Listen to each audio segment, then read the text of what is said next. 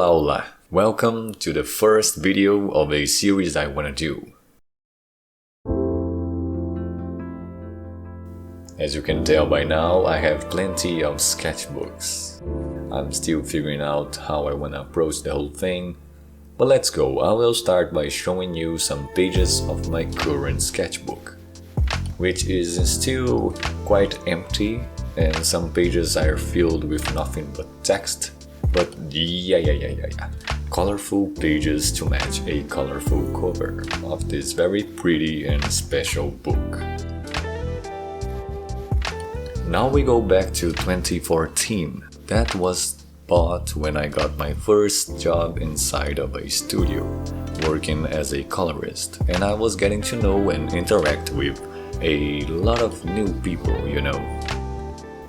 Among all the skills I had to learn, that being mostly digital art and social related skills, I'd say I also quickly learned that carrying sketchbooks was a thing.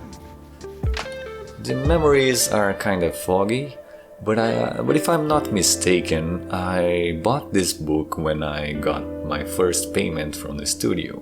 The building I was working on was close to a shopping mall, so there I went. In a bright, clear night, went to the second store after checking the video game shop closer to the entrance and picked between some of the weird capes they had available for this particular size of plain paper notebook. The first pages were filled right after I left the shop. I leaned against a column or something, got a pen and a pencil I had on my backpack and started drawing. Eager to show my drawings and my new acquisition to some of the people I was getting closer to in the workplace. I was excited to have a little book like most other people in my job did. Although I did make some things here and there before getting this job, I was completely lost on what was like to actually work with this kind of stuff on a company. You see, it was very mind-opening to interact with lots of artists every day. I was the younger person on the company for a good while. Very naive and bright, like very excited to work. It took me a while to open up and feel at ease, but it was all made easier due to the fact that most people there were very chill and nice. When I started there, I barely had any idea of what I was supposed to do, because I wasn't used to painting with a tablet. But it worked out well enough for me to stay in the studio, and I learned a lot.